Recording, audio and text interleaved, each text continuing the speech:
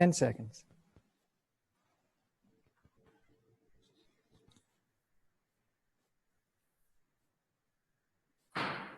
The June 11, 2020 meeting of the Williamsburg City Council will come to order. Ms. Felica, would you call the roll, please? Mr. Maslin? Here. Ms. Ramsey? Here. Mayor Freiling? Here. Vice Mayor Pons? Here. Mr. Zhang? Here. We do have an item of special privilege here today, and I'd like to start off with a special resolution of commendation and appreciation for Councilmember Ben-Ming Zhang. Benny's been a faithful colleague here for the past 4 years, and it's been a pleasure to serve with you. But let me get started reading your resolution of commendation. Whereas Benny Zhang, after serving as a member of the Williamsburg City Council for 4 years, will conclude his term on the City Council on June 30, 2020, and Whereas Mr. Zhang, the second student, the first Asian American, and the youngest person ever to be elected to City Council, and Whereas a tireless proponent for greater transparency in government, Mr. Zhang even provided his own broadcast of many meetings to make access available to as many citizens as possible, and Whereas, as an advocate for attracting young professionals to the area, Mr. Zhang sought to expand the quality of life offerings for his peers. And whereas Mr. Zhang rendered invaluable service to the city in reaching zoning consensus concerning expansion of a residential neighborhood project in the city, and whereas Mr. Zhang helped the city navigate the COVID-19 global pandemic and partnered with Vice Mayor Doug Pons, me, to contribute $10,000 to help establish the Community Emergency Response Fund for the greater Williamsburg area, and whereas Mr. Zhang made his campaign platforms a reality, such as the creation of the Williamsburg Tourism Zone and approval of the revitalization plan for the Williamsburg Shopping Center known as Midtown Row, and whereas Mr. Zhang represented Williamsburg on several boards and commissions, including the Virginia Transit Association, Peninsula Council for Workforce Development, Old Town Medical and Dental Center, the Greater Williamsburg Chamber and Tourism Alliance Board of Directors, Virginia First Cities, Virginia Municipal League Legislative and Annual Conference Planning Committees, and the Public Housing Advisory Committee. now, therefore, be it resolved that on behalf of the citizens of Williamsburg, the City Council does hereby thank and commend Councilman Ben-Ming Zhang for public service of the highest order and extends best wishes for future success. Dated June 11, 2020, signed by all 4 other members of City Council and the City Manager. Mr. Zhang, congratulations. Mr. Zhang, would you like to say a few words? Thank you so much, Mr. Mayor and council colleagues. It's been a fulfilling and most wonderful 4 years to serve alongside with some of Williamsburg's finest citizens. I first want to thank my family. I've got my wife right next to me here. She's always been a steady hand, and I always like to say she's my best political advisor nowadays and keeping my head straight. But I wanted to thank the citizens of Williamsburg as well. It takes a lot to put faith into a 21-year-old Asian American transplant from the Northeast in New York to be able to serve you in this congenial Southern town. But I hope I've made you proud.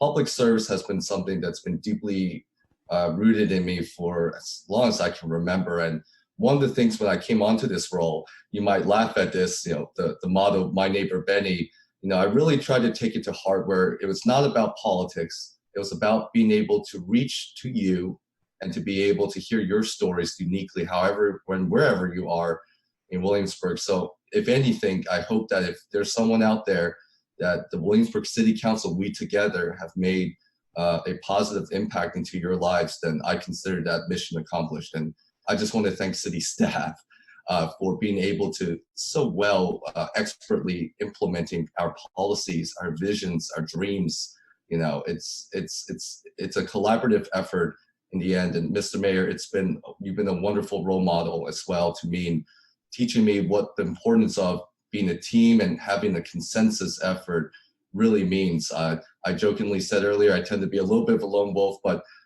every single member of council, especially you, Mayor Freiling, you've really taught me the importance of what it means to work together. And for that, I'll be deeply grateful. Thank you. Thank you, Benny. And I'd also like to commend Mr. Pons for his ability to make your commendation about himself. That was very clever. I had requested that my colleagues not do any sort of resolution of commendation for me, simply because that sort of thing makes me very uncomfortable. And secondly, I didn't want to put staff in the position where they couldn't find anything I'd actually done over the past many years. So we're going to pass on that. I'd just like to say a few words, if I may. I can't say enough to the entire city of Williamsburg how grateful I am for the trust that you have placed in me. I hope along the way I've done some good. I know I've tried my best, but I just really appreciate your faith and your willingness to give me the chance repeatedly to do what I could to, as I said way back when I first interviewed, it's not enough just to pay taxes and live in a community. You've got to find other ways to give back. And some of us can do it some ways, some of us can do it others. Gosh knows there are a lot of ways I cannot. But I very much appreciate what the community has allowed me to do. I can't say enough about the hard work and the dedication and the talent and the commitment of city staff, an amazing group of people that has been amazing from the day I walked into the Stryker Center for the first time as a new planning commission member to today when I'll walk out for the last time as a city council member. All along the way, incredible talent and just wonderful people who really form the heart of city government. We may have the privilege of getting some recognition, but they're the people who make everything possible. And then there are my fellow council members, certainly my current colleagues. It's been a joy to work with you, Ted. I've only had the opportunity to work with you for 2 years. Benny and Barbara, it's been 4 years. Doug, it's been so many years, I don't think either of us can count between our time on planning commission and council. But even before that, there were people all along the way who taught me things, who had patience with me, who gave me the opportunity to learn. I just want to mention a couple of names, Gene Zeidler, Billy Scruggs, and Scott Foster, people who well after their times on council ended, still served as sounding boards and a voice of conscience for me. I can't say enough about Sarah and Chips Hoagland. Chips went off council right before I came on, but it was Sarah and Chips who first got me started and had me apply for my first commission appointment. And they've been helpful all along the way. Chris and Robbie Willie of the Virginia Beer Company, two great guys. Again, I don't know why they wasted their time working with me, trying to help me do a better job, but they sure did. But most of all, I've got to thank my family. The sacrifices that they have made to allow me to do what I have done are just unbelievable. And I will never, ever, ever be able to thank them enough. Catherine, Emma, and Sophie, and even Winston, I love you all. Thank you. With that, we'll move on to reports. We have the monthly financial statement. Mr. Trivett, Ms. Dameron, anything you'd like to highlight? Mr. Mayor, I'm going to ask Ms. Dameron to just talk briefly about it, but if there's any questions, our thought was that we presented it for you for review. We do have an item under the city manager's report to catch you up on where our financials are in comparison to our COVID-19 update. And so we thought we would save our larger discussion for that. Mr. Mayor, would we like to approve the minutes first? Yeah, I'm going to come back to that, Ted. Thank you. Okay. Ms. Dameron, anything? I just add that I think we'll talk about the general fund later on. In the sales tax fund, I just want to note that the May sales tax collection was only about 6% below what we collected in May of 2019. Now, granted, that's for March activity, and we'll keep a close eye on that as we move forward with the June sales tax.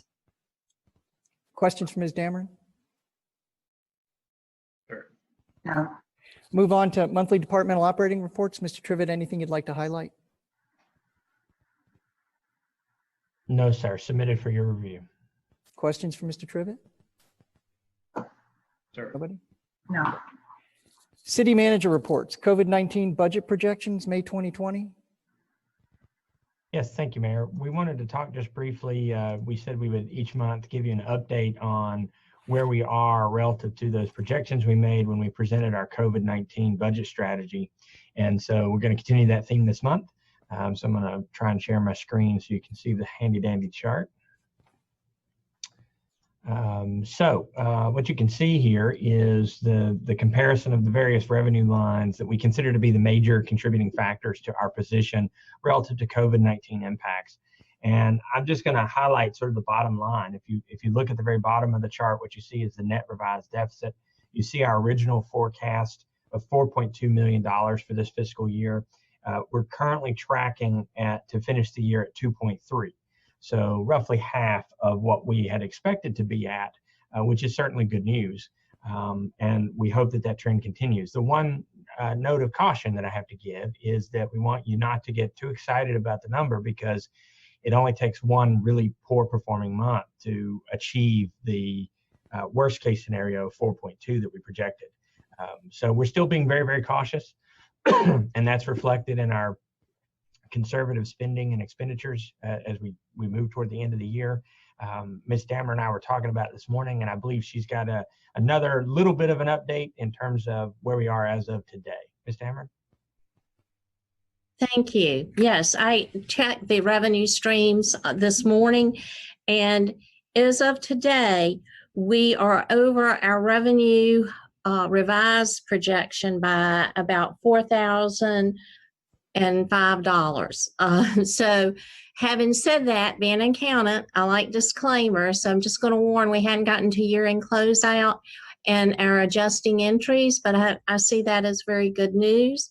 And in addition to that, and that's taking out the CARES Act funds that we got in, because those are restricted for certain uses. And on expenditures, we're staying in line very well. And as we are here today, June 11th, we have about $4 million that could be expended before we exceed our revised expenditure projection. Great. Any questions? Ted? Yeah, could you look at the real estate line item? Since we're missing a number there, is that? I'm glad you asked about that, because part of our revenue stream is that we are now about 1.3 million ahead of our revised real estate projection, and only about $92,500 away from meeting our original adopted budget, or I should say amended budget, because we did come back in February and add some additional to the adopted budget there. The reason there's not a number there is our original variance anticipated or original deficit was 1.5 million anticipated for the year, and we, as of May, had exceeded that, and oddly enough, by that same number. So it really revised, and as of May, the variance to there to be no variance with our revised projection. But we have, as of today, exceeded that by 1.3 million. Thank you. Other questions? Okay. Anything else, Mr. Trivett? City attorney reports. Nothing now. I have something later in the agenda. Okay. Now we'll come back to the minutes. I'm sorry, it was not on my printed agenda. It wasn't my iPad. So thank you for pointing that out, Mr. Maslin. We have the council minutes from the November 14th, 2019 meeting, December 12th, 2019 meeting, and January 6th, 2020. Hearing no corrections, I'll move to approve the minutes as submitted. I'll second. Ms. Felico? Mr. Maslin, Aye. Ms. Ramsey, Aye. Mayor Freiling, Aye. Mayor Pons, Vice Mayor Pons, sorry, Aye. Mr. Zhang. Aye. Aye. He got all choked up when she called him Mayor Pons, I could tell. I'm sorry. That takes us to unfinished business. The first item on the agenda is consider adoption of resolution 20-11, approving the FY21 budget for the fiscal year commencing July 1st, 2020. Ms. Dameron, anything you want to present? Yes, if you'll bear with me just a moment. I want to point out that you do have before you Resolution 2011 approving the FY21 budget. Also attached to that is Exhibit 1, which details the changes between what was presented to you as the proposed city manager's budget in April and what you have before you today. I do want to comment on one of those changes, and that is an increase of $488,167 in the transfer from fund balance. It's important to note that $476,491 of that amount is just the result of carrying forward the anticipated surplus in the schools for the current year of $189,462, and also allocating $287,029 of the CARES Act funding the city receives in the current year for the schools to expand in FY21. So basically, it's a accounting mechanic where those funds, since they're in the current year, will roll to our fund balance at year end and then be pulled out of fund balance to be available for the schools. So the year end fund balance will be increasing by a like amount. And then also you have attached to the resolution, Schedule A, which summarizes the revenues and expenditures for each operating fund, and Schedule B, which defines the tax levies for fiscal year 2021. I will note there are no tax rate increases, although we do anticipate an advertised and held a public hearing for an overall real estate increase in real estate assessments of about 3%. And also Schedule B, which sets the personal property tax relief percentage at 47% for fiscal year 2021. This is a reduction in the current amount of 51%, and that's just a factor of several years ago. The state allocated a certain amount to the city each year, and that amount stays stagnant. And so as vehicles increase or the number of vehicles increase, that amount is eroded or erodes the percentage that we can give. And then finally, Schedule C summarizes the general fund capital improvement budget as well as the utility fund capital improvement. Questions for Ms. Dameron? No questions. And Mr. Trivett, if I may, we talked about this on Monday, but the additional money that we're making available to the school system is to help make up for the loss of state sales tax money that would come to the city that we would pass along. And so we're trying to lessen that blow, but in the regular city allocation, we're completely fulfilling our portion of the school funding request. Yes, that's correct. Also, Mayor, just to hopefully simplify these actions a little bit, under unfinished business, you have Resolution 2011 as Ms. Dameron introduced, but you also have Ordinance 2005 and the building permit fee schedule. Both of those items under unfinished business, B and C, are supporting documents to the budget adoption as represented in Resolution 2011. Thank you, Mr. Trivett. Do I hear a motion? Mr. Mayor, I have a motion. I move that Resolution 20-11 be approved, adopting the budgets and local tax levies for fiscal year 2021. Second. Before we vote, I just want to disclose that I am an employee of the Colonial Williamsburg Foundation, and there is a component of the city budget that provides funding for the Colonial Williamsburg Foundation, but it is one part of a much larger document. And so I feel I can objectively vote on this, and my employment will not impact my ability to render an impartial decision here. Ms. Felico? Mr. Maslin, Aye. Ms. Ramsey, Aye. Mayor Freiling, Aye. Vice Mayor Pons, Aye. Mr. Zhang. Aye. That takes us to item B, consideration and approval of the Williamsburg building permit fee schedule to take effect July 1, 2020. Ms. Murphy, did you want to say anything here? Yes, sir. The only thing for this is what you have before you today is a proposed fee schedule for 2020 with 2 changes to the current schedule. The first one is to increase the reinspections fees from $40 to $100. And the second one is to increase the after the fact permit fees from $35 to $250, as we've previously discussed. I'm happy to answer any questions you may have and recommend you approve the Williamsburg permit fee schedule with a July 1st, 2020 effective date. Questions for Ms. Murphy?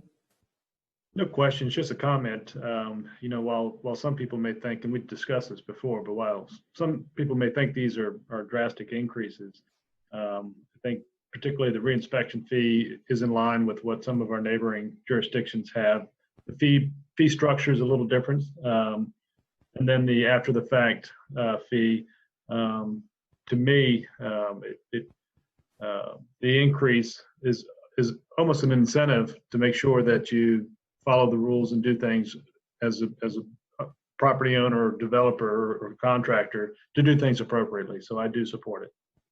And I agree with Vice Mayor Pons. Thank you for those comments. Something just to reiterate, Ms. Murphy, correct me if I'm wrong, based on our last meeting, we raised issues or concerns and questions about it, was that these are targeted towards individuals who have repeatedly not remedied their issue after it's brought to light by city staff. And I don't know if it's all of it, but I know for most of it, right, Ms. Murphy, that city staff has the discretion to see whether it applies or not. One thing I did mention to the city manager, and just something I wanted to put out as a request, I know every locality does it differently, but I did notice that some localities had a dedicated webpage to describe the steps about acquiring an after-the-fact building permit. And I'm not sure how many residents do that. I hope they don't, but it'd just be helpful if someone were worried, they were able to refer to a city webpage, understand the process that goes, other than just the punitive fees that go with it, so that they can start the dialogue with city staff if they want to remedy that situation. Because ultimately, we want safe housing and safe construction. So that's just a request. Take it. Yes, that's a request that was passed on by the city manager, and the building and code official is looking at that currently, and we hope to have a new page up. Thank you, Carolyn. Mm-hmm. Any other questions? Do I hear a motion? One question. Oh, yes. So this for Ms. Dameron. So do we, in terms of our real estate assessments, is that the process in which sometimes these non-permitted improvements come to light? Yes. They have several tools that they use that we will pick up on things that have not been permitted. Normally, we pick up the additional through the permits. We also have some other tools that we use that will bring to light that there have been things that were not permitted. Thank you. I think also, Mr. Maslin, that the more likely scenario is that work that's been being done without a permit gets reported by a neighbor or is discovered in the field by our inspectors as they are going about their business during the day. That's where we get the majority of them from. Complaint related or inspections from the inspectors in the field. I would agree. Any other questions? Motion. Mr. Mayor, I move that City Council approved the Williamsburg building permit fee schedule to take effect July 1st, 2020 as drafted. Second. Ms. Felico? Mr. Maslin, Aye. Ms. Ramsey, Aye. Mayor Freiling, Aye. Vice Mayor Pons, Aye. Mr. Zhang. Aye. Takes us to the third item of unfinished business, consideration and adoption of Ordinance 20-05, amending Section 5-266A of Article 6 of Chapter 5 of the Williamsburg Planning Code to increase the rental inspection fee. Ms. Murphy, anything you want to add here? The only thing I would add is that this amendment adds a $75 reinspection fee per dwelling unit for reinspections after the first rental inspection. So you get an initial inspection. We basically give you a list if there are things that need to be done. And if we go back out and the list requires more reinspection fees, then that's when the $75 kicks in. So I'm happy to answer any questions you have and recommend approval of ordinance number 20-05. So Ms. Murphy, just to clarify, there's an initial inspection. Some Right. items are identified that perhaps need remediation. Right. The inspector comes back to check on those items. They have Right. not been remediated to the satisfaction of the inspector, which requires them to come back another time, and that's when that fee comes in. That's correct. Okay, thank you. Any other questions? Mr. Mayor, I move that City Council approve ordinance number 20-005 as drafted. Second. Ms. Felico? Mr. Maslin, Aye. Ms. Ramsey, Aye. Mayor Fryling, Aye. Vice Mayor Pons, Aye. Mr. Zhang, Aye. We have several items of new business before us today. The first is budget amendment for the fiscal year ending June 30, 2020. Yes, this, you have before you Resolution 20-12, which is a supplemental appropriation to receive grants that have been awarded the city. In the general fund, we're asking for an appropriation for a total of $25,601. This supports funds received from asset forfeiture that are used for police equipment. Also, a DMV grant for the police to enforce alcohol and speeding related violations. The fire department has received a grant from the Department of Health for EMS training, and the landscaping department has received funds from the Williamsburg Garden Club for gosh, I can't get it out.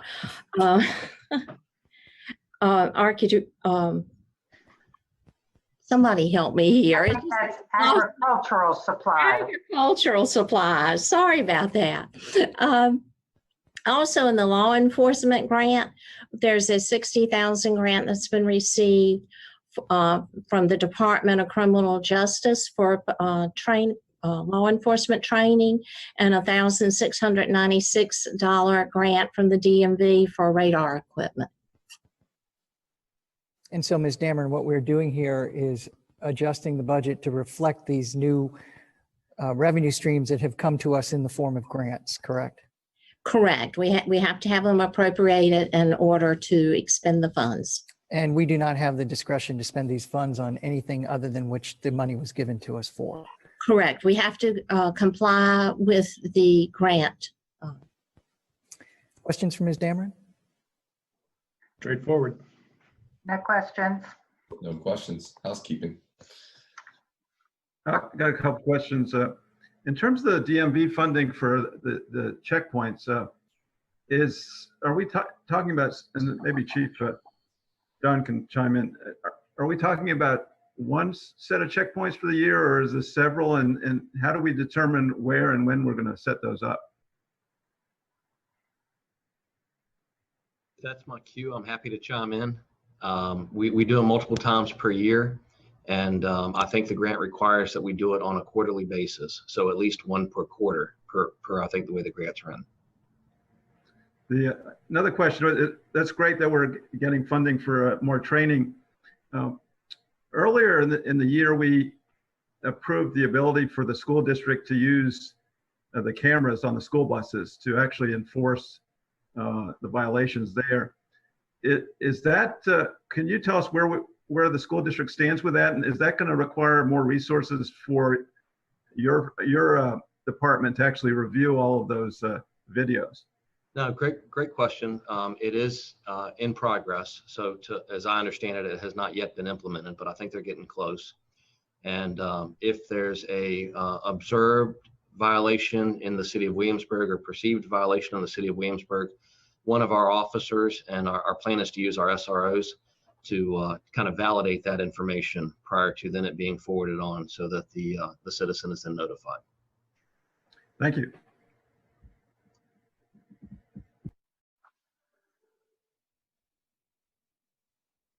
Any- Mr. Mayor, I anybody move else? that resolution, sorry, Go ahead.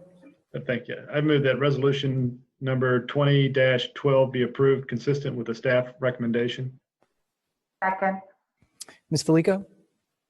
Mr. Maslin, Aye. Ms. Ramsey, Aye. Mayor Fryling, Aye. Vice Mayor Pons, Aye. Mr. Zhang, Aye.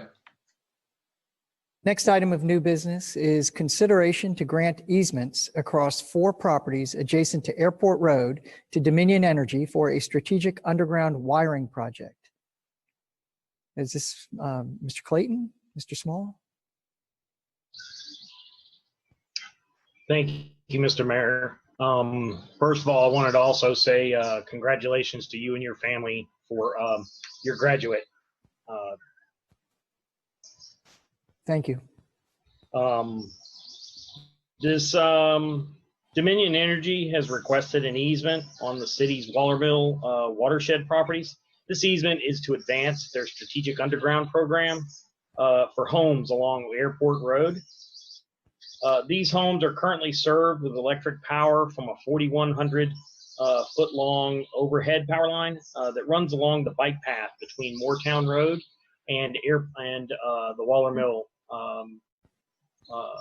Wallermill Park area. The new 15-foot wide underground easement will run directly adjacent to the existing overhead line, and so encroachment and impacts to the city's property is minimal.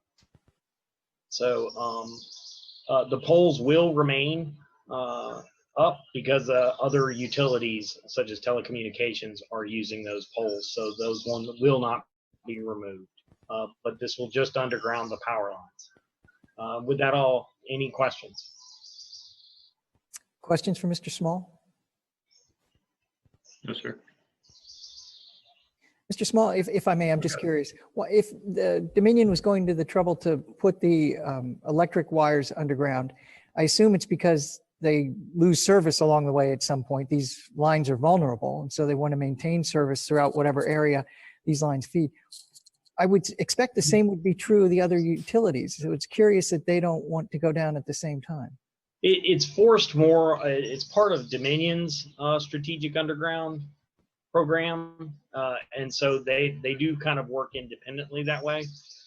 It's less of an impact other than for the other utilities on the homeowners, because obviously you need power for a lot of life-giving utilities. Thank you. Any other questions? No questions. Question here. So, hey, Aaron, so having experience with utility easements for another city and becoming an administrative nightmare when the actual utility had to be moved in the field, and so we had to redo the easement. Is this easement legal description based on, because I've seen them in Dominion here, where it's based on the center line of the actual cable installed, so you don't have to worry about redoing the legal description? That's basically it, yes. And it follows right along the existing overhead lines. So it's pretty easy to tell, when they're putting in this underground facility, and they'll do a lot of this by horizontal directional bore. They can see where the poles are, so it's pretty easy to keep it on the line rather than have to redo the easement at some point later. And we don't know of any wetlands we have to avoid. I'm pretty sure there are no wetlands along that route. Okay, thank you. Just a general comment, clearly, as Mr. Small pointed out, this is in our watershed area. This is not land that's going to be developed. And I think it's a great opportunity to help residents in our neighboring jurisdictions get more reliable power to their house in partnership with Virginia Power. So I think it's something we should approve. Do I hear a motion? I agree. So I move that City Council authorize the city manager to execute all necessary documents to convey the easements along Airport Road to Dominion Energy, Virginia for the strategic underground program. Second. Ms. Felico? Mr. Maslin, Aye. Ms. Ramsey, Aye. Mayor Fryling, Aye. Vice Mayor Pons, Aye. Mr. Zhang, Aye. Next item on the agenda under new business is consideration and adoption of ordinance 20-06, temporarily moving the polling places for the Matoka and Stryker voting precincts for the June 23rd, 2020 primary election due to the COVID-19 pandemic. Mr. Trivett? Yes, thank you, Mr. Mayor. So this is an item that has been requested by the Williamsburg Electoral Board as we near the June 23rd primary election. We're still under a phase 2 of the governor's reopening plan for Forward Virginia. And it limits gatherings of people to a certain number of folks. And so the electoral board thought that the best way for us to conduct another safe election would be to use the same process we did for the May City Council election, using drive-through bays at the fire station. So they asked me if we would be able to support that again. Of course, I said that we would. So this item allows us to temporarily move those polling places to the bays at the fire station. Questions for Mr. Trivett? Yes, sir. I don't have any questions. I just have a comment that I think those of us who participated and were present for the city council election in May recognize the hard work that city staff and the electoral board have put into planning for the polling at the fire station, and felt that it went extremely well. And all of the comments that I heard from residents who participated in the election felt that it was a safe and easy process to do. So I'm fully in support of this. Well, thank you for Drew for working with the electoral board, echoing what Ms. Ramsey said, but also thank you to Tina and Haley for making it work. Yes. And hopefully the second time around will be just as successful as the first, and appreciate your due diligence on this. Thank you. And one more thank you to all the city staff who volunteered and manned the polls at the May election. Will that be a similar circumstance here? Yes, sir, we expect so. Okay. Other comments of Ted? Mr. Maslin? So, hey, Drew, yeah, I think everything worked really well on the last election. Like that, are we going to be promoting mail-in ballots and curbside voting? I believe that the registrar is doing that already. Okay, thank you. I move that City Council approve ordinance number 20-06 as drafted. Second. Ms. Felico? Mr. Maslin, Aye. Ms. Ramsey, Aye. Mayor Fryling, Aye. Vice Mayor Pons, Aye. Mr. Zhang, Aye. The next item on our agenda is consideration and adoption of Resolution 20-10, providing the recommendation to the Circuit Court for the replacement of George Liakis to the Board of Equalization. Ms. Shelton? I'm sorry, reappointment. Thank you. So City Council does these on a rotating basis, and Mr. Liakis's term is up at the end of this month. He's eligible for another term on the Board of Equalization. City Council doesn't make this appointment. The Circuit Court makes this appointment, but City Council can recommend to the Circuit Court who they think that the court should appoint. And for the last several years, we've been doing this as a resolution of council because it makes it easier to file the petition with the court as opposed to waiting for minutes to be finished. And so that's why it's in front of you as a resolution. Questions? Do I hear a motion? I move that City Council approve Resolution 20-10 as drafted. Second. Ms. Felico? Mr. Maslin, Aye. Ms. Ramsey, Aye. Mayor Fryling, Aye. Vice Mayor Pons, Aye. Mr. Zhang, Aye. Next item under new business is consideration and adoption of ordinance 20-07 to temporarily allow use of certain outdoor areas in certain streets in the city for outdoor dining to enable and facilitate social distancing during the COVID-19 public health emergency. Is this Ms. Shelton, Mr. Trivett? I think probably either one of us can address it. I'll take the first stab at it, and then Chris can jump in if I miss something.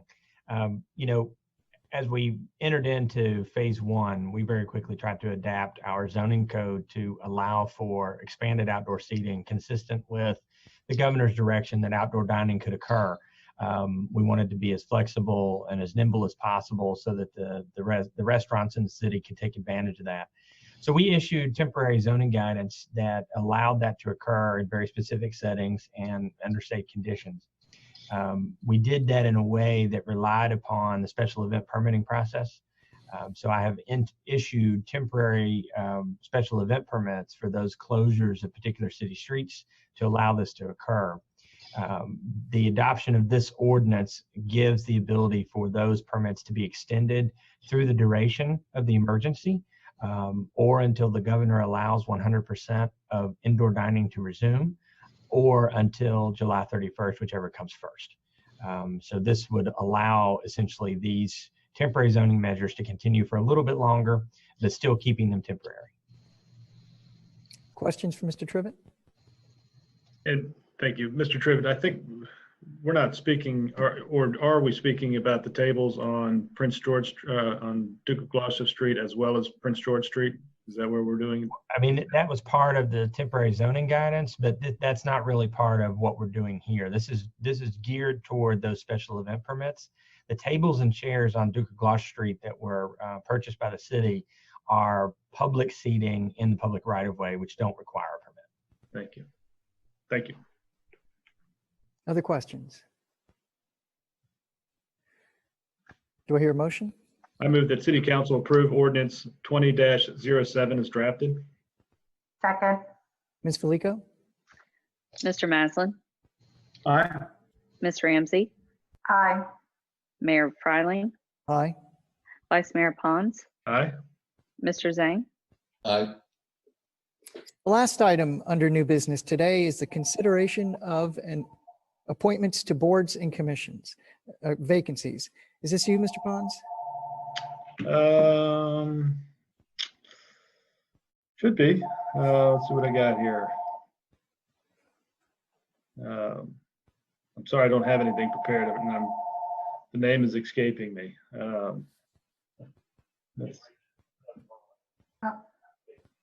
It looks like there's a number of different ones under the agenda item summary. Yeah, I'm not.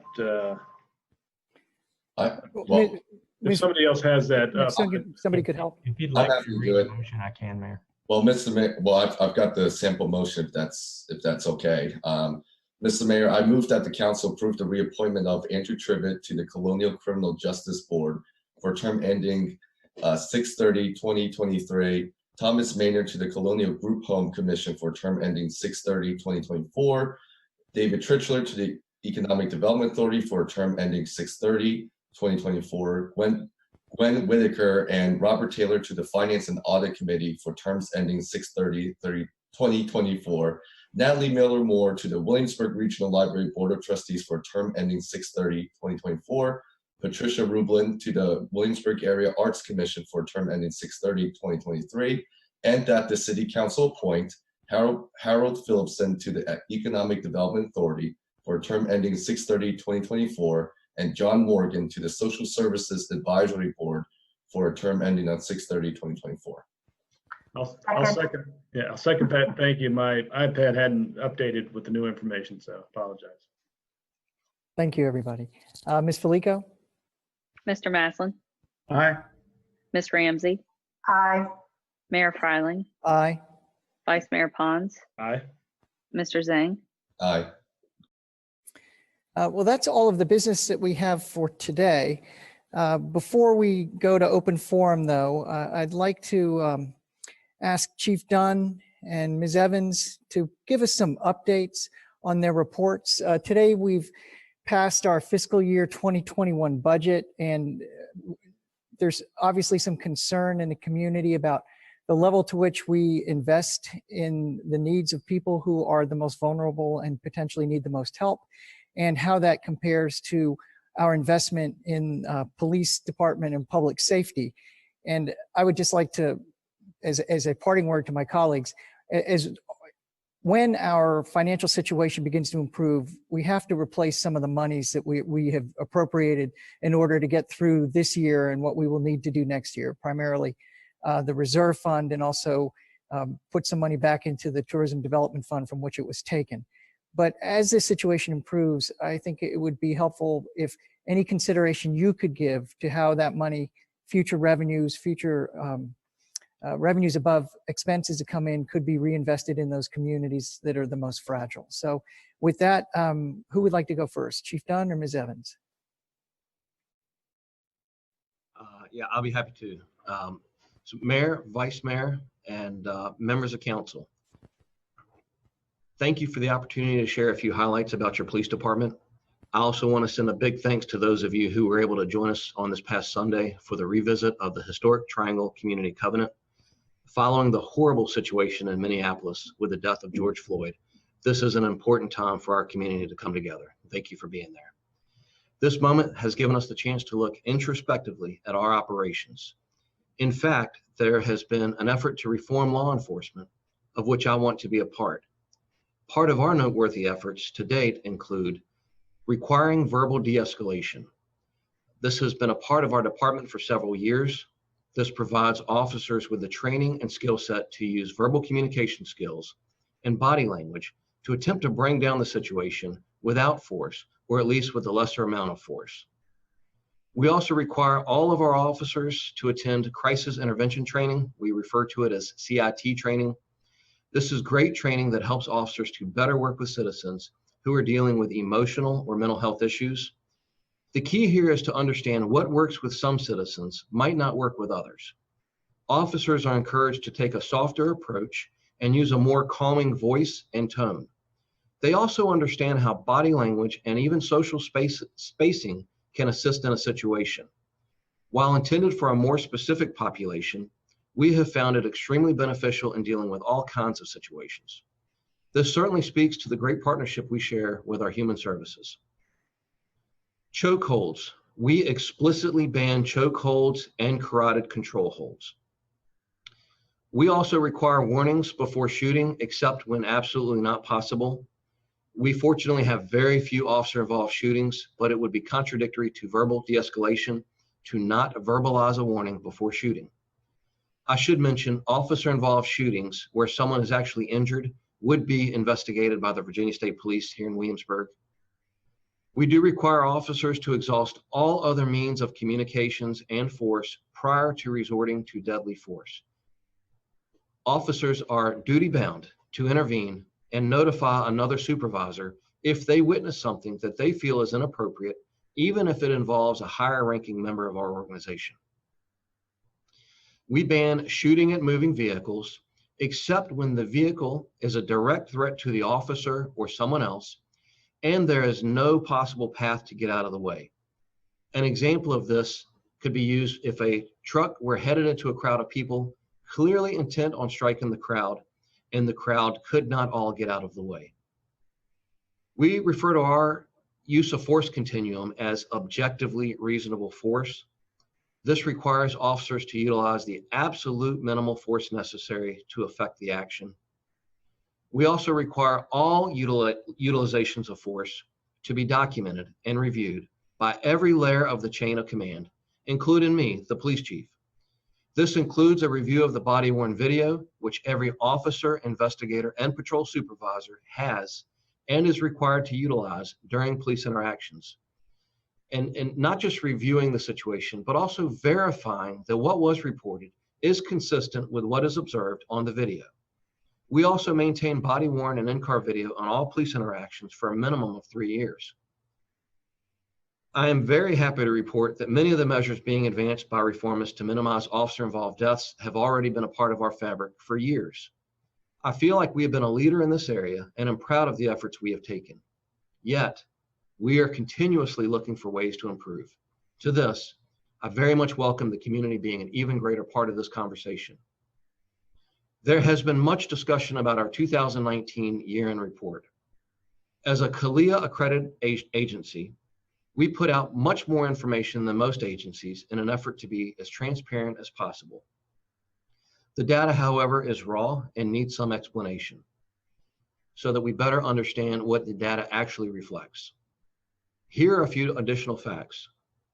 The 2019 report shows 47% of those arrested were African American. Of those 408 arrests, what we found where 87 were actually from Williamsburg. 87 of the 408 were Williamsburg residents. And actually, of the 87, 79 were separate individuals charged with an offense in 2019 who live in our city. These may have resulted in a physical arrest or a release on a summons. The highest number of individuals charged with domestic assault was 13 of the 79, just over 15%. And as you know, we are really committed and obligated, in fact, to make an arrest in dealing with matters of domestic assault. State code does not give us discretion with these matters. The second highest number of individuals charged, which amounts to 12 of the remaining 66, was driving while revoked or suspended, which is usually released on a summons and not a custodial arrest at all. The third highest number of individuals charged was 9 of the remaining 54 for possession of marijuana, also usually released on a summons. And I think it's real important to put out that in Virginia, this becomes a civil penalty on July 1. The remaining 45 charges include, in no particular order, drug distribution offenses, simple assaults, abduction, child abuse, violation of protective orders, larcenies, illegal firearms, and the list goes on. As the police chief, I take my role very seriously in assuring we treat every member of our community with compassion, dignity, fairness, and respect. I am completely committed to community policing and 21st century policing. And I know many, if not all of our council members, have served with me as we have met with countless citizens to ensure we are putting our best foot forward. We have created a program that you know as our Neighborhood Resource Officer Program. This breaks down the city into 20 distinct geographic areas, and there is an officer assigned to each of these areas. The assigned officer, or NRO, as we refer to them, is responsible for working with the citizens in their area to build relationships and address quality of life issues, as well as crime concerns. This gives every member of our community a single point of contact for the police department. I encourage citizens to take a look at our Facebook page to get a bit of a feel for what we represent. You should be able to tell that we didn't just start in response to the latest events. We have been and will remain committed to building trust and legitimacy in our community. Thank you, and I welcome your questions or comments.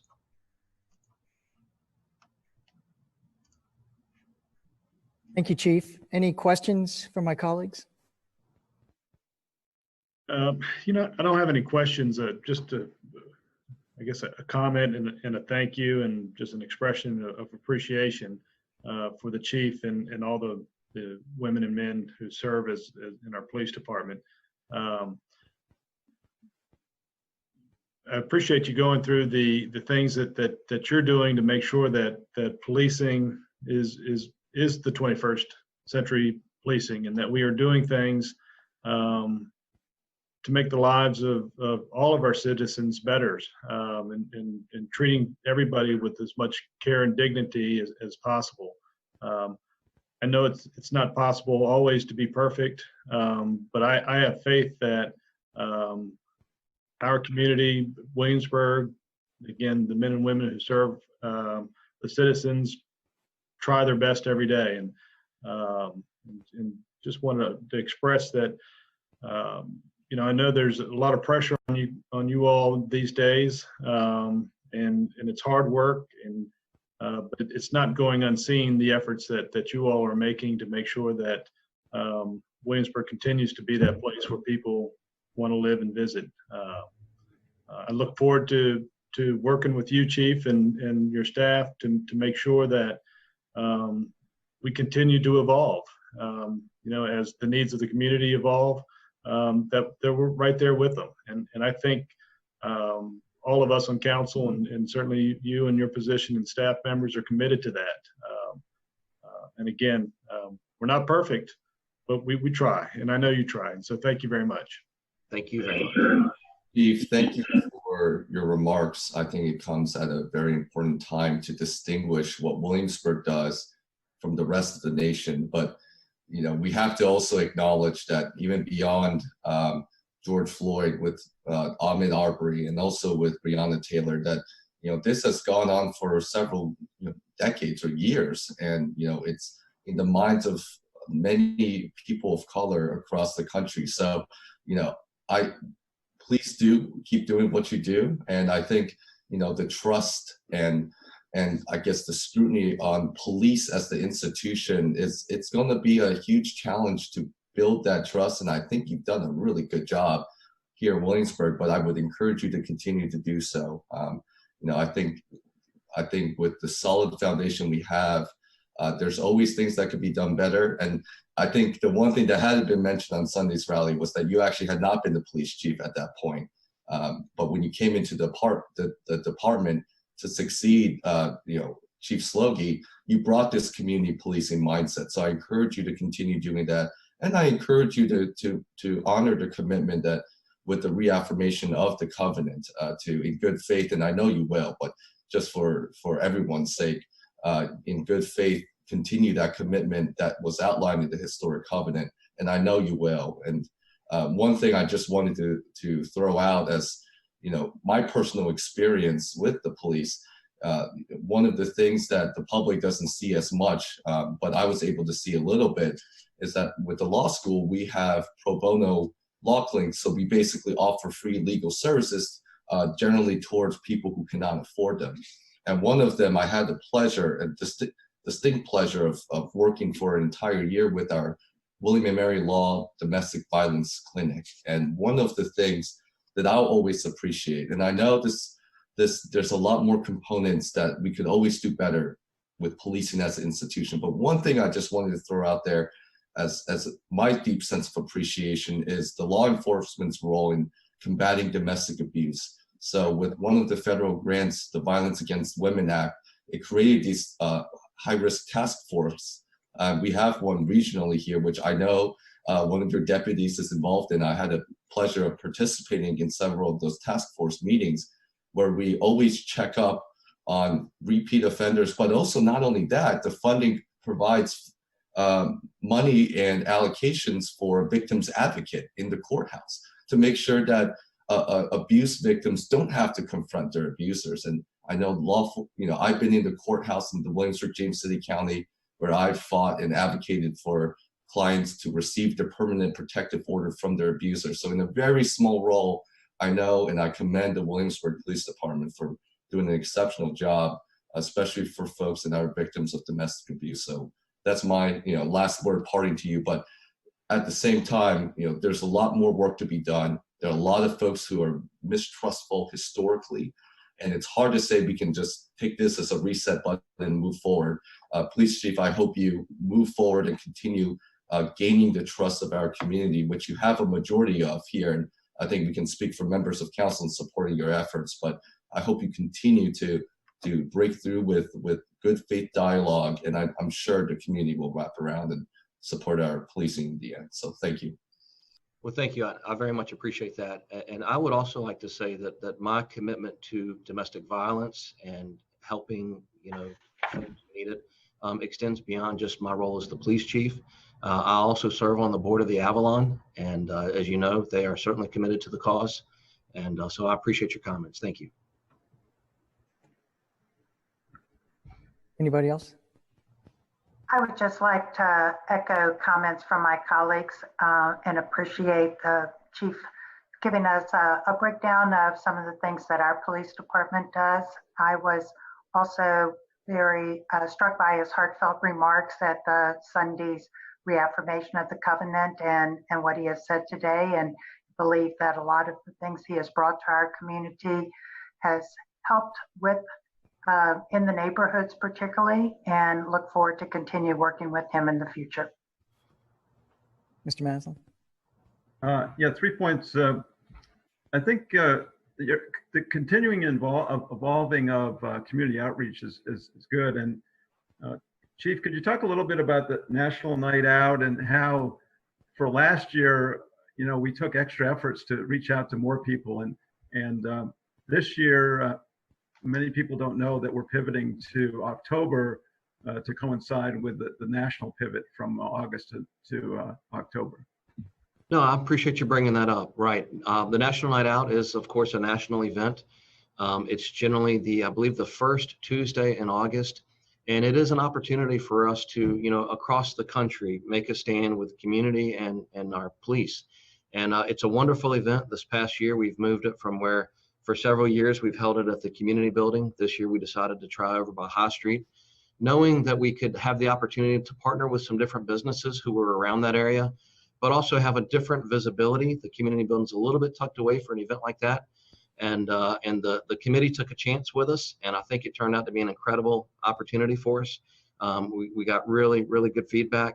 And I really do feel like there were a number of folks that maybe wouldn't have taken the time to find us at the community building, actually found us at that location. So it worked great. Ted, I certainly appreciate you for being on that committee and helping us to steer that. There's a lot of work, logistically, a lot that goes on behind the scenes that folks don't see. We've got an amazing team of citizen and police that are putting it together. And yeah, I look forward to October. A lot of planning ahead of us still, but I'm certainly very hopeful that this pandemic is to a point where we are allowed to do that, because I do think, these big events where the community can come together, come out to meet us, and facilitate that positive interaction and build those relationships. I think sometimes it gives us the opportunity to reach out to folks that maybe otherwise we wouldn't have reached out to. So thanks for bringing that up, and thanks for being a part of it. Yeah, second point I think is we're one of the unique police departments with the recertification process that we go through, and we went through this past year. And I think if you look at the few departments in the Commonwealth of Virginia that are certified, about a third of them are in the Hampton Roads area. So I think that speaks a lot to our community, our larger community. Chief, you could just talk about the opportunity the public had to participate in that, because I know that there was a public hearing, and the peer reviewers were looking for any comments from the community. And I did go to that meeting, and there were no complaints coming forward from anybody in the community. And actually, there was nobody else showing up. Sure, right. Yeah, and it is unfortunate. It's a great opportunity for folks to get involved. As part of the CALEA standard, we are required to advertise. We want that insight from our citizens to help us achieve that. And so I do hope that the next time we have a CALEA reaccreditation, that folks, if they have ideas for us, if they have things that they'd like for us to consider, that they bring those ideas forward. But I'll tell you, more importantly than that, I would ask our community members to not wait for that. I know that citizens have ideas of ways that we could make our police department better, and we want to hear those ideas.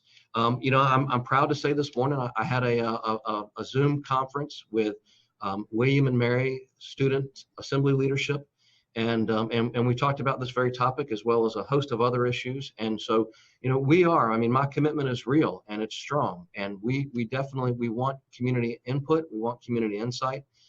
We need our citizens to tell us how we can do a better job, and we are very open to hearing that and working through that. So excellent points. Thank you very much. And my third point, getting back to the mayor's request for if we have additional funds coming up, where can we target them? Chief, could you talk a little bit about how we're, as a community, proactive with the partnership between the fire department, emergency medical services, human services, and the police department in terms of the mobile integrated health initiative, and how that can really expand with more resources? Knowing Miss Evans is speaking behind me, I'm going to be careful about that. But I will say, when we have a vantage point that sometimes we see folks that have different needs, and in particular different medical needs, but all kinds of different needs. And through that, lens, if you will, that vantage point, we then take information where we can be as helpful as possible to community members, and we share that information both with the fire department and with human services. And again, I'll let her talk a lot more about that, but it's a wonderful partnership, and it really is an opportunity for us to serve particularly the most vulnerable citizens of our community in ways that most communities aren't even thinking about. And so it really is pretty phenomenal what we're doing here. So again, thanks for bringing that up. But Ms. Evans, I'm trying really hard not to steal too much of your. Thank you. Well, Thank Chief, you. if I may, I'd just like to add my thanks and appreciation to that of my colleagues for the work that you do and everybody in the entire WPD. You're on any given day, your job can be extremely difficult, challenging, and you all do terrific work. And I can't tell you how much we as a community, we as a city council appreciate that day in and day out, because that's part of what helps make Williamsburg a special place. So thank you. Thank you very much. Ms. Evans? Thank you, Mayor and members of council, for giving me the opportunity to give you an overview and the status of our programs here in the Human Services Department. As you know, we are unique here in the city because we're not just a social services department, we serve as the Human Services Department. So what that means is, we have our social services division, which is responsible for carrying out our mandated programs that serve as a safety net, like the protective services and benefit programs. But in addition to those, we have a community division, which allows us to support local initiatives and offer services to meet the local needs of a community change. And so the community division allows us to adjust our services or support new initiatives within our community. So the fiscal year 21 budget included the addition of 2.5 positions for our department. And so that will allow us to expand and increase our ability to respond to the needs. So the positions include an eligibility specialist who will be responsible for processing benefit applications, such as Medicaid or SNAP or other state benefit programs. Another social work position is also included, and that will expand our capacity to provide prevention and voluntary services, including those services offered through the Mobile Integrated Health Program, like you just mentioned. Lastly, that half position allows us to take a contract position to a full-time position. So these additional positions within our department will allow us to be more proactive and timely in our services. Our community division, we have an emergency assistance program, and in that program, we work with our community partners to assist in situations when someone is facing housing challenges or requires some urgent emergency assistance. And so we do this in collaboration with nonprofits and our faith-based organizations and partner agencies. And so we've been busy in that program responding to the recent community needs due to the COVID-19 situation. And so in addition to our outreach services, we have a job developer and receive a grant to fund 2 life coaches to support the employment needs for our citizens. So having the ability to provide outreach and the employment services has really been critical during the past few months to assist our citizens in response to the COVID situation. I also wanted to take this opportunity to highlight our Care Team program, which is a grant we received through the Williamsburg Health Foundation. Many of you know, this is an intensive wraparound program in collaboration with our early intervention and school partners to support families in improving their health, and specifically for the health of their children. And so our staff serve families by addressing any challenges or barriers they face in order to meet their needs and goals for their family and improve health. So I'm happy to report today that we just received confirmation that the city has been approved for another year of the funding for fiscal year 21. I also wanted to express that our city programs don't operate in silos, and we serve the community in coordination with the other departments. So we found that taking this multidisciplinary approach to responding to the needs is most effective. So as Chief Dunn mentioned, we collaborate with the police department with our interventions and in our youth programming. We're planning a modified summer youth program this year for our teens, and we're also looking at expanding our mentoring program to include an emphasis on the academic monitoring. Mr. Maslin, like you mentioned, our mobile integrated health is a great example of how we coordinate between departments with the fire and the police and address any needs within our adults for in our community. We want to be proactive and intervene versus reactive in our services. We take this holistic approach in working with families and individuals, but we really customize our services because everyone faces unique challenges. So I want to thank you for your continued support for all these programs in our community division and the additional positions within our department. I'm happy to answer any questions. Questions for Ms. Evans? For a question that just, it strikes me as I listen to you, Ms. Evans, the amount of proactive efforts that particularly in your department, and Chief, not that you all don't act proactively, and you do, just a lot of times you show up as a reaction.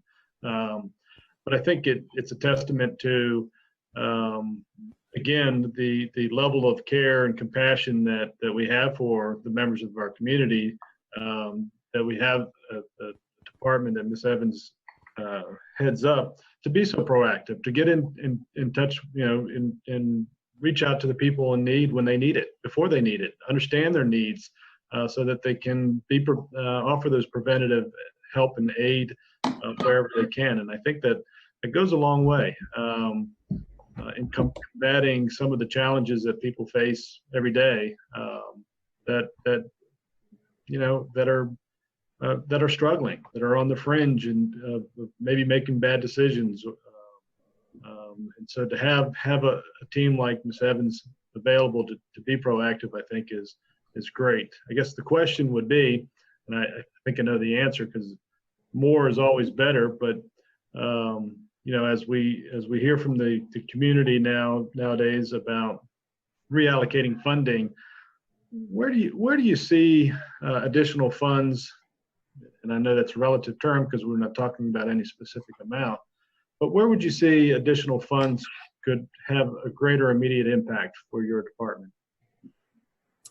Great question. And, my example today of adding the positions will help us get ahead of situations and be able to intervene early, like you said.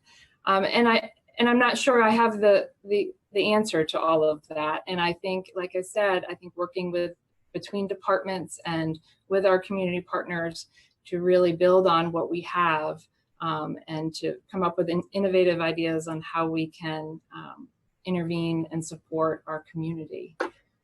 Yeah. Well, and I think I can speak for all of us that, we're willing and able to have those conversations. And so, please make sure you reach out to the appropriate channels because we're all in this together. Thank you.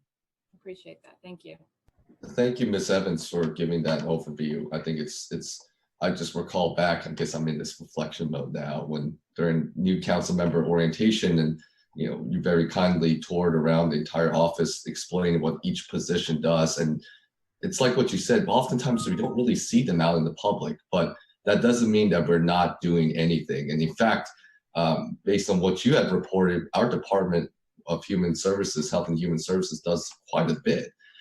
Maybe even though it's out of the public eye, and not to give all the credit to the police chief when I was talking about with the DV clinic, but I know for a fact that we work very closely with the human services departments as well. It's kind of what you said, it's a multidisciplinary approach. You can't really have two silos. In fact, you're able to have conversations between the departments because you have to work hard. And another fact about just our city government is we're lean. I mean, maybe other locality governments have for years put off additional allocations to the health and human services departments for maybe decades, but for us, I think it's fair for us to say we have always been attuned to the needs of your department, and that's something we'll continue to do, I'm sure. And another thing, this might be not a little bit tangential, but I think one of the great things that speaks to why we're able to fund programs in the health and human services departments or any other departments is the fact that we have this innovative model of goals, initiatives, and outcomes, and it's very much citizen-based driven. I know the CARES team was a product of several conversations with local stakeholders, and then you had conversations led to action eventually. So this is just a remarkable characteristic of our community, and I think it will only continue to move forward and progress along. But in the meantime, having served with you on one of the boards with the city council liaison positions, I know that you are firmly committed to your duties, and I appreciate your update and what you do. Unspoken heroes. Thank you. Thank you, Mr. Zhang. And I just have to put in a comment to Mr. Zhang's about orientation, because I remember going through orientation 2016 and learning about the CARE team and thinking at that point what a great approach it was to look at holistically the needs of various individuals. So I'm thrilled to learn that it's been approved for yet a 4th year or 5th year or another year. And I would also like to point out, in addition to being proactive and not being tied to silos within the city, I think that you and your department also work well regionally, because our boundary lines cross so easily, and someone could be in the city one day and be in the county and then back in the city. So I appreciate the way that you all work with all residents as the needs come up. So thank you for all you do.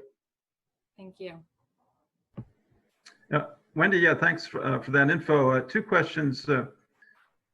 I think it'd be helpful if maybe you can give a context from a demographic standpoint as to the extent of poverty in Williamsburg, because I think a lot of our residents don't really appreciate, the challenges that you have. And then also, could you update us on the school lunch program? Because, once COVID started, how did the partnership with the school district pivot? And going forward, are there new ideas in terms of how to make that school lunch program more effective? Sure. So the first question about poverty, you're right. We do have a high poverty rate here in the city. And so that's why we've created the programs like the CARE team and our other prevention services to work long-term with individuals. We know that it's not a quick fix, or there's not one bill to cover or pay in order to get people out of the poverty. So that's why we have those ongoing supportive services to help walk folks through and address their barriers, and whether it is additional employment or training or housing or whatever those barriers are, to help move them along that continuum. And that is our goal. And we pull in our benefit programs and our social work programs, and even our community programs, and do that wraparound service to help people. My point about the social services division, where it's short-term kind of reactive programming, whereas now, we're shifting to this longer-term support to move people along a continuum and to serve them and to help them move along.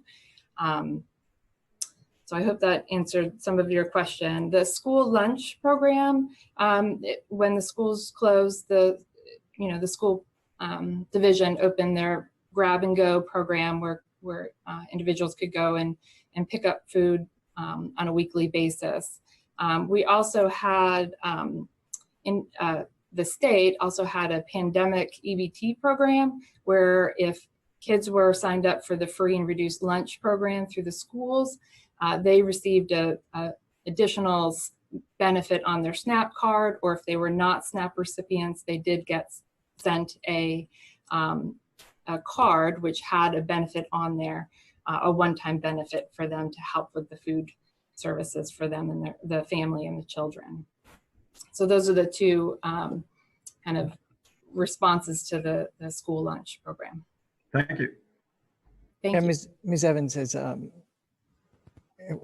Zhang mentioned, there are a lot of people in our community who may never see the work that you do. And then there's another important sector of our community for whom your work is life-saving, if not life-changing. And you and your entire team have an incredible impact on those folks. And so we can't thank you enough for all the work that you do, your team's dedication, and the difference that it makes in our community. So thank you. Thank you, Mayor. And if I just may add one more thing to this is Mr. Zhang and Mr. Pons. Mr. Zhang, I can appreciate you're in a reflective mode, but it's nothing quite like the reflective mode that Mr. Pons is in right now, but that's a different story. If we could, do we have any other business to accomplish here today? Then we'll go to open forum. Do we have anybody waiting on the line to call in? No, sir, we do not. We'll give it just a few seconds.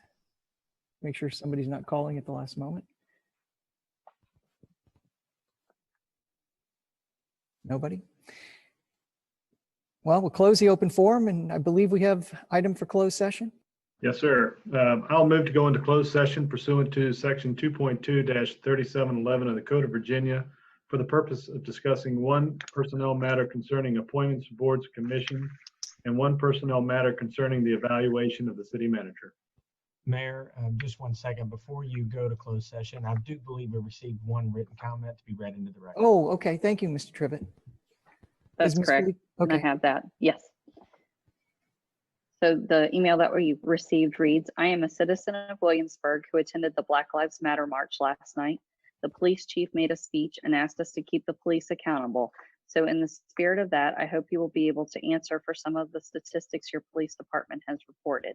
The Williamsburg Police Department reported 861 arrests in 2019, and 408 or 47% of them were Black people.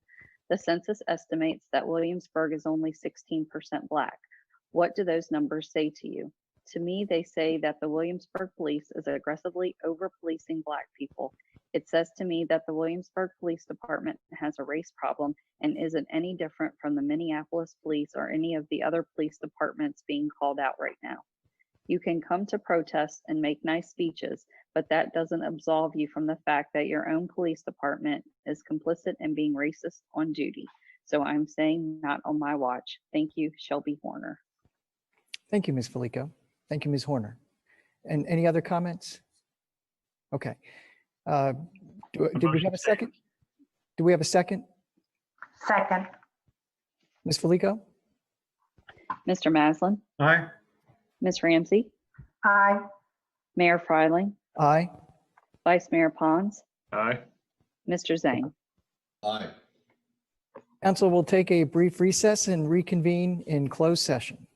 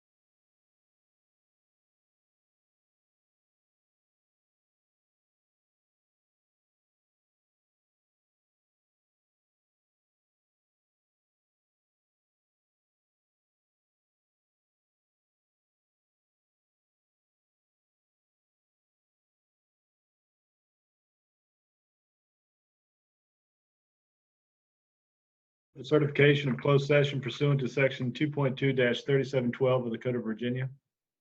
Second. I got a lot smaller. Have you noticed that? If you can believe that. How is that possible? Ms. Felico?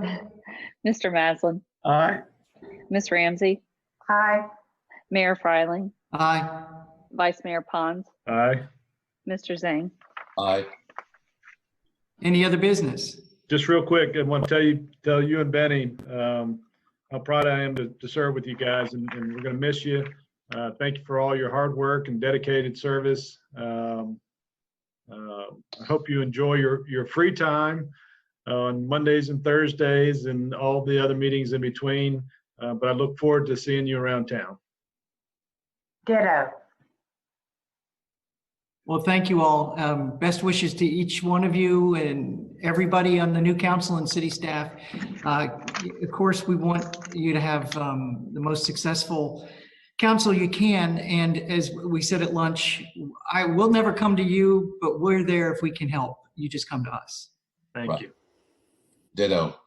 And with that, if that's okay, Mr. Mayor, I'd move to adjourn. Second. Second. Ms. Felico? Mr. Maslin, Aye. Ms. Ramsey, Aye. Mayor Fryling, Aye. Vice Mayor Pons, Aye. Mr. Zhang. Aye. We're adjourned. Thank you. See you.